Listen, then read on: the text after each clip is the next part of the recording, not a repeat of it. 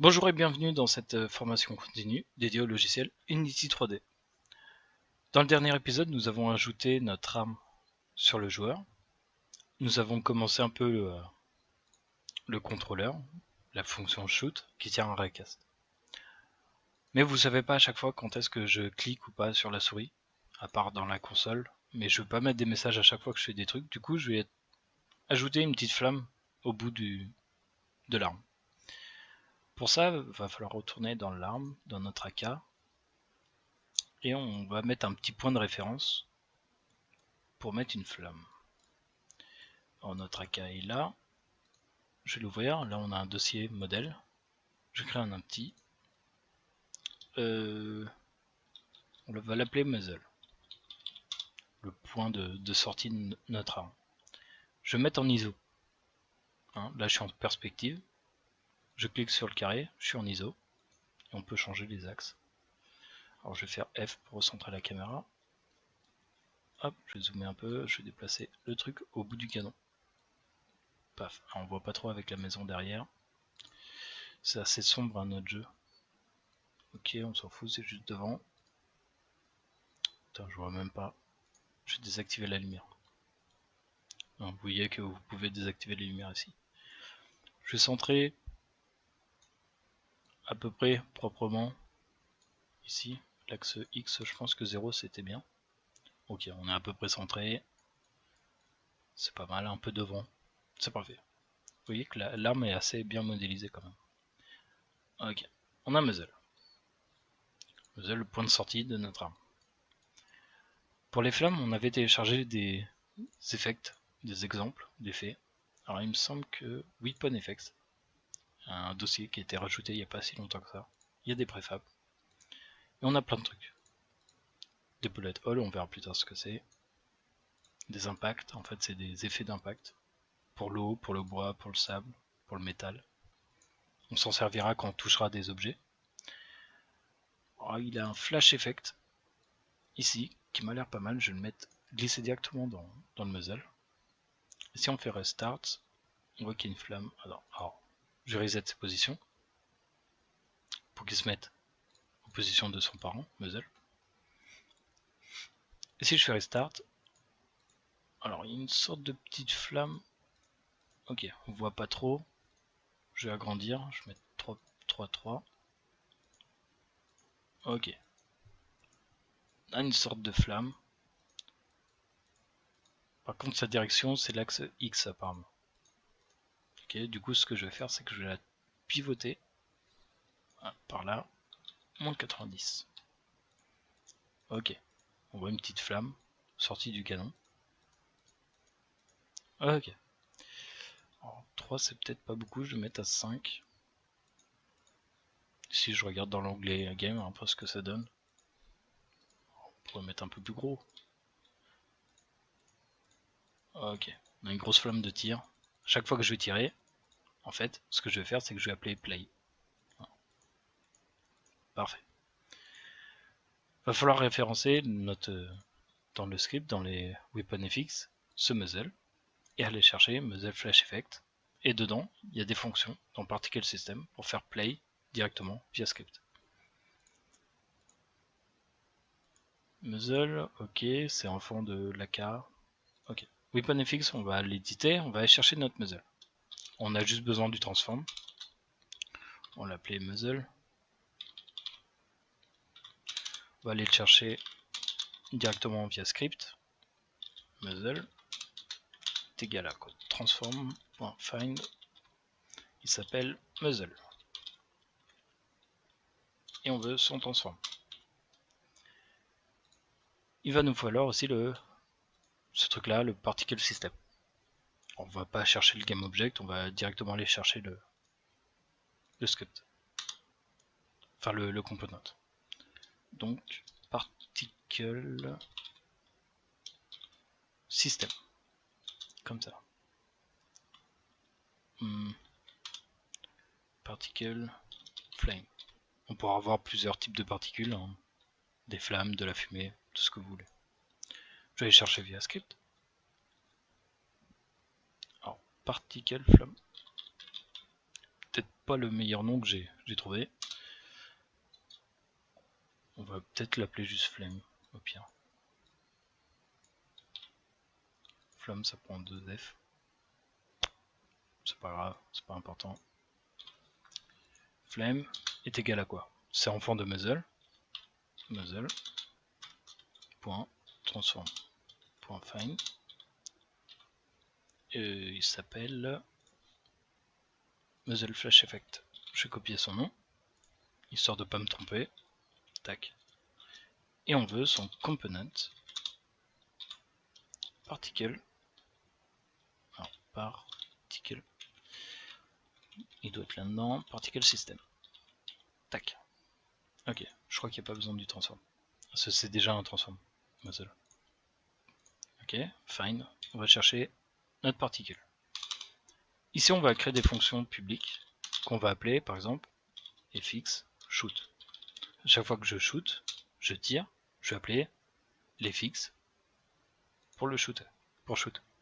Et ce qu'on va faire, c'est jouer des sons et par exemple activer notre flamme. Flame.play, tout simplement. Voilà, cette fonction va cliquer ici pour nous sur play. On va appeler cette fonction fxShoot dans le contrôleur, du coup il va nous falloir une référence au weaponFX. Vu que c'est sur le même objet, ça va être assez simple. weaponFX, qu'on va appeler weaponFX. Alors c'est un script. weaponFX comme ça par exemple. Ok. On va le charger dans le WEC. Vous voyez aussi que les scripts, je les mets toujours en haut, en première variable. Je sais pas, c'est une habitude. weaponFX est égal à getComponent, c'est sur le même objet. getComponent weaponFX. Parfait, on a une référence à ce script là, fx, à chaque fois que je tire. Alors c'est pas quand est-ce que je shoot quelque chose, mais tout le temps en fait. fx, on va appeler weaponFX. fxShoot, je crois. fxShoot. À chaque fois qu'on tire, on va appeler notre flamme. Je sauvegarde, on va tester. On ça compile, ça met un peu de temps.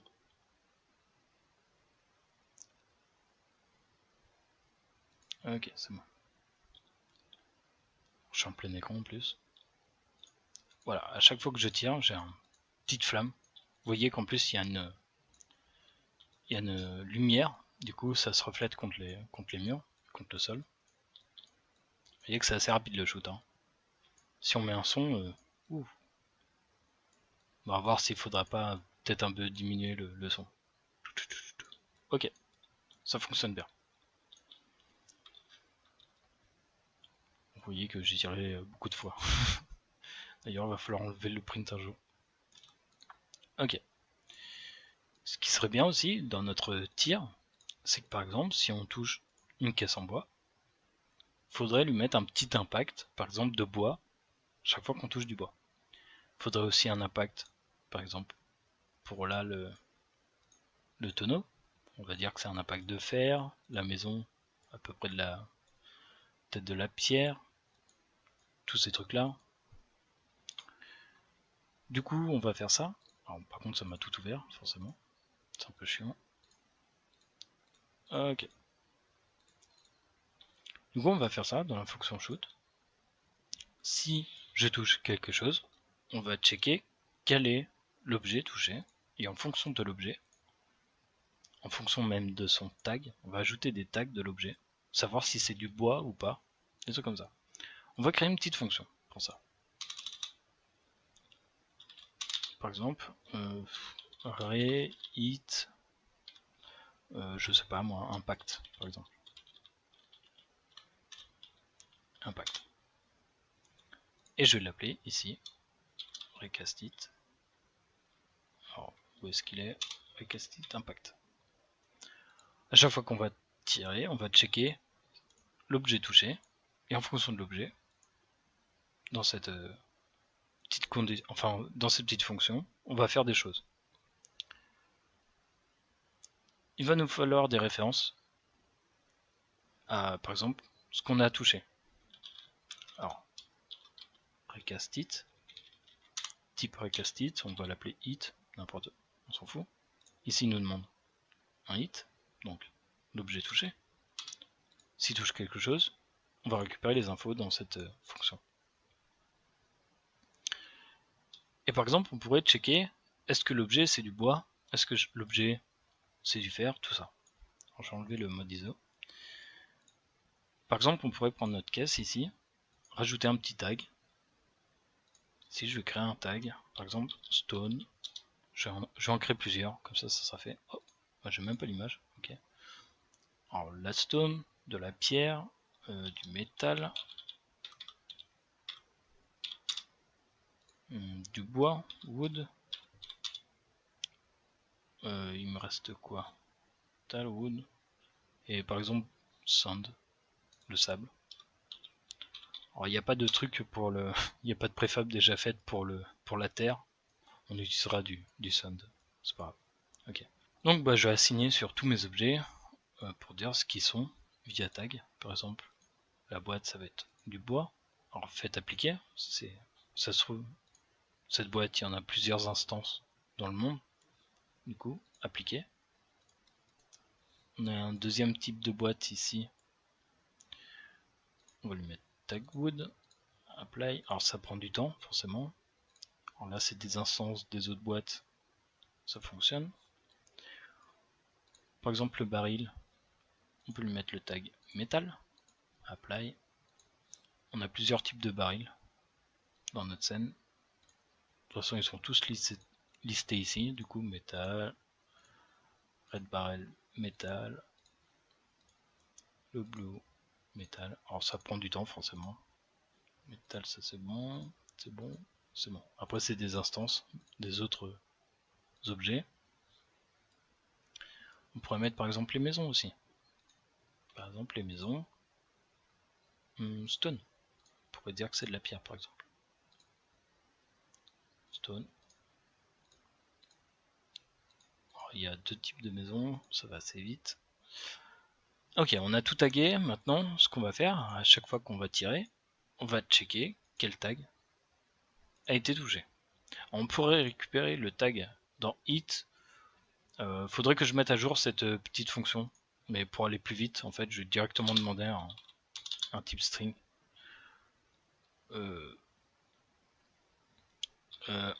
Le nom du tag. Ici, on donnera un tag, par exemple stone. En fait, du coup, il va falloir appeler cette fonction à chaque fois pour chaque type de truc.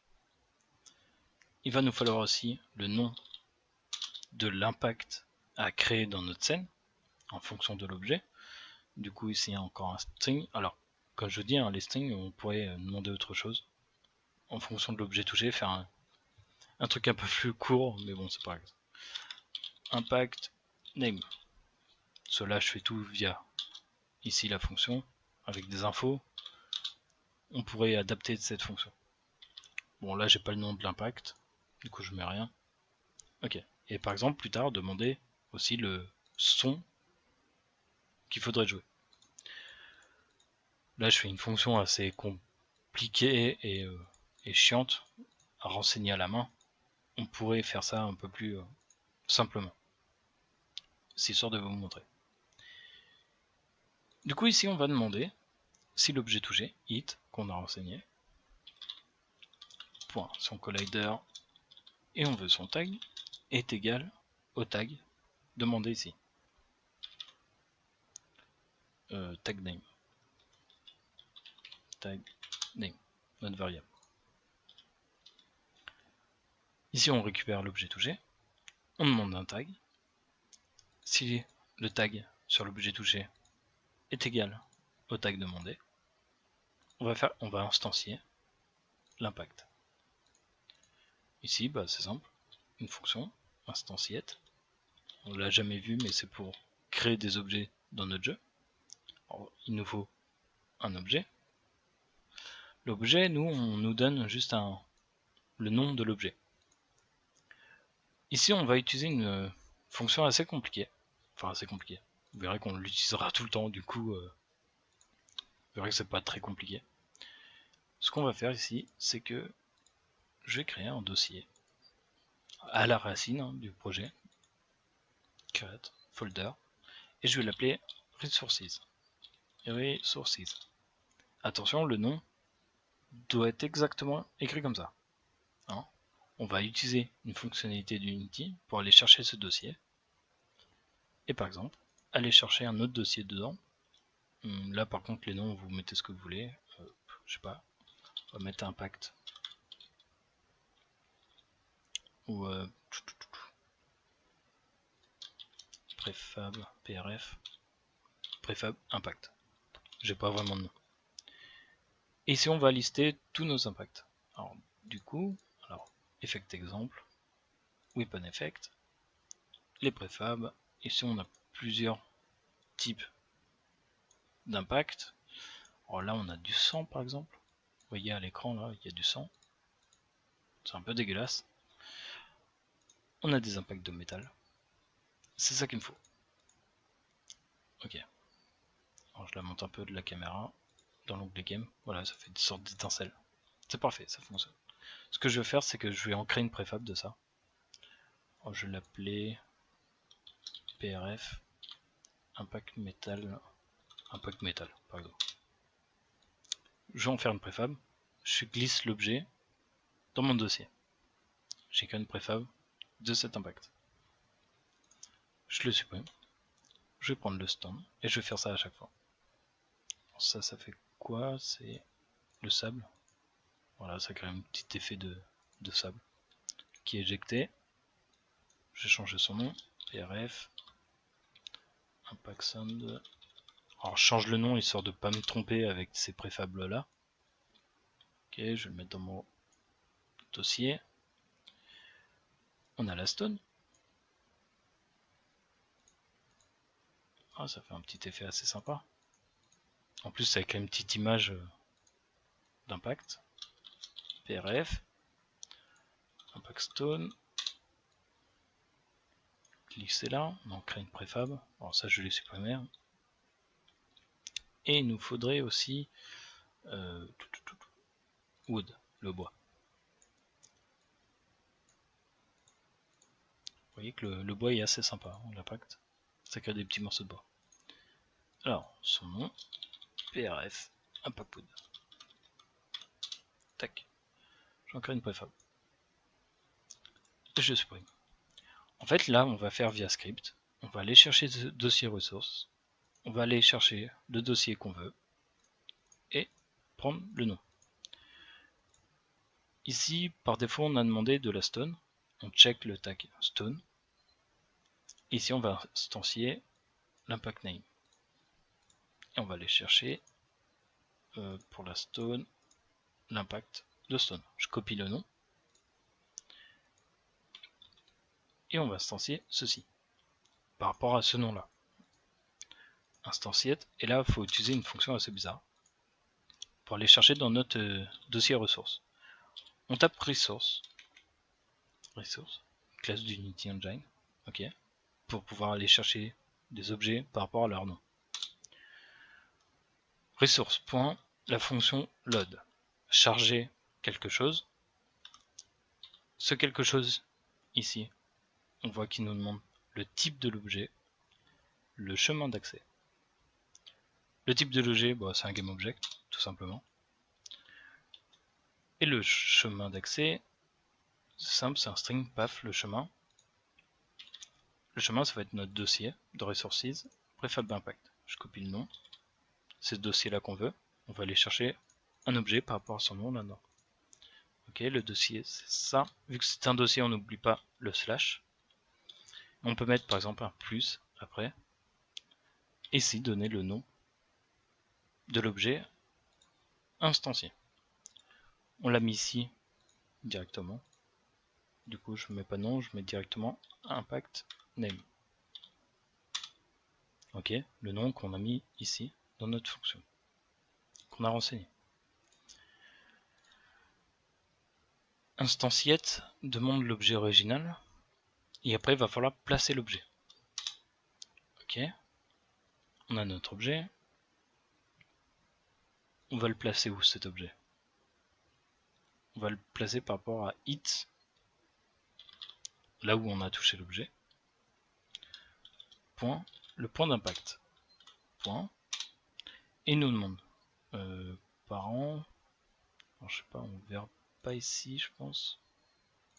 Alors, il y a plein de fonctionnalités. Voilà, position, l'objet original, instancier, sa position et sa rotation. Sa rotation, je vais prendre de. Alors, je vais créer un truc, quaternion. Vous voyez que ça demande des quaternions. Ici, quaternion, rotation. Je vais utiliser une fonction du quaternion qui s'appelle look rotation, qui va se placer en fonction de hit, sa rotation, point. Alors c'est normal, je crois. On testera. Ok. Hit point normal. Il prend la direction du hit et en fait il se place en fonction. Voilà, il tourne en fonction du hit point normal. Ok, point virgule. On instancie le truc. Par contre, il va falloir checker aussi pour les autres types de tags. Du coup, ce que je vais faire, CTRL C. On a 4 types de tags. Tac. On a la stone. Alors faut bien écrire. Hein. Stone. On a le wood. Metal. On a un tag. Stone Pearson. Le sable. Il va falloir prendre les bons noms d'impact. Par exemple metal. CTRL C. Je copie les noms directement. Alors metal. On va instancier metal. Sound. Sound. Wood. CTRL C. Wood. Ici. Alors, préfab impact stone, wood, metal, sound. Ok. Je vérifie bien parce que si on touche le tag sound, faut pas instancier du métal. Enfin, un impact de métal. Ok. À chaque fois que je vais tirer, s'il touche quelque chose, il va checker le tag, tout ça, dans cette petite fonction. CTRL C, je sauvegarde, et on va pouvoir tester. Alors cette fonction est un peu compliquée, et même j'avais fait ça un peu à la vite fait l'autre fois, et bon, il y a matière à modifier et à améliorer cette petite fonction. Je lance mon jeu, je touche une maison, j'ai bien un impact de truc. Si je touche le sol, j'ai bien un impact qui se crée de sable. Si je touche le bois, j'ai bien l'impact de bois. Vous voyez qu'il y a des petits effets. Ça se positionne bien. Si je clique sur du métal, j'ai une sorte de... ça rame un peu des fois. Je sais pas d'où ça vient. Ok, on a bien les impacts. Parfait.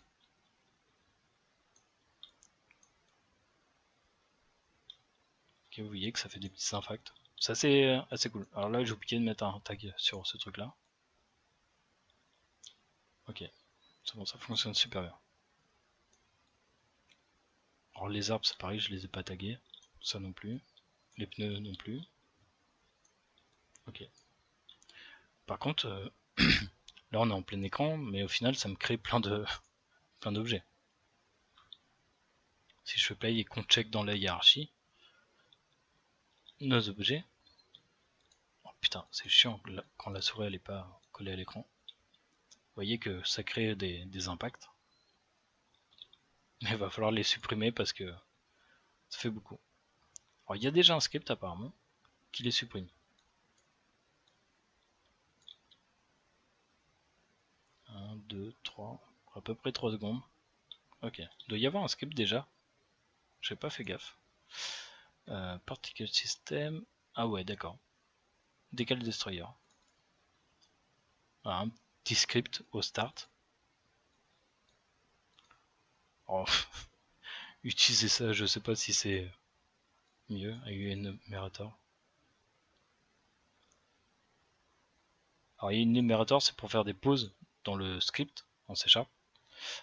Il n'y a pas besoin. Je sais pas pourquoi ils font ça. On pourrait faire void start directement. Supprimer ça. Et dans destroy pour détruire des objets. On détruit le GameObject, hein, où est le script, et on peut lui donner un temps, une float, time, lifetime. C'est encore moins compliqué de faire une pause dans le script. Là, j'ai fait un truc qui est vraiment pas bien. J'ai modifié un script d'Unity. Avant de vous quitter, je voudrais vous montrer un truc. Alors là, le jeu va marcher aussi. J'ai modifié un script d'Unity. Si je vais dans Windows, Asset Store, et que je veux retélécharger les effets. Imaginons que j'ai supprimé un truc et je veux le retélécharger.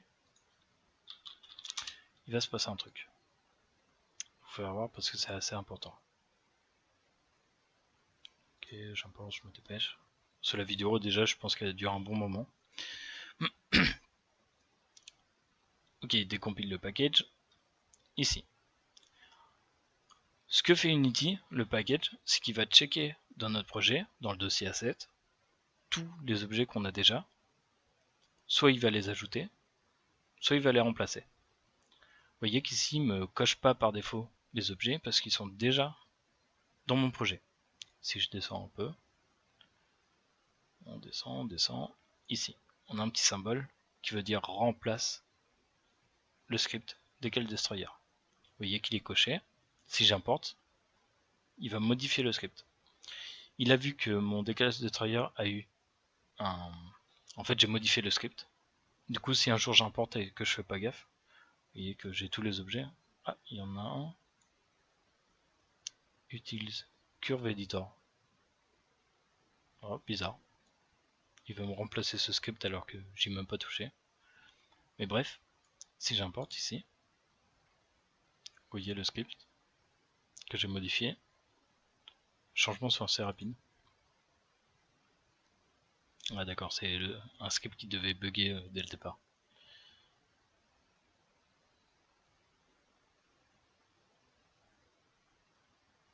Paf, c'était super rapide. Et là on se retrouve avec le script comme il était avant. Il a supprimé le script que j'ai modifié. Il a réimporté le script de base. Ok. Donc faites attention. Ne jamais modifier les scripts d'Unity ou même de ce que vous téléchargez, parce que si un jour vous retéléchargez le même asset, et ben il vous change tout ce qui est préfab, tout ça. C'est pour ça d'ailleurs que j'ai créé des nouvelles préfab. J'ai pas juste déplacé, j'en ai créé des nouvelles. D'ailleurs le script ici a été modifié aussi. Voilà, j'espère que ça n'a pas été trop compliqué. De toute façon, ne vous inquiétez pas, on va revenir souvent sur cette petite fonction de resource.load. On va le faire par exemple pour la prochaine fois avec les sons. On va jouer un son en fonction de ce que l'objet, enfin ce que le rayon a touché. Amusez-vous bien sur Unity 3D, je vous dis à la prochaine. Ciao tout le monde.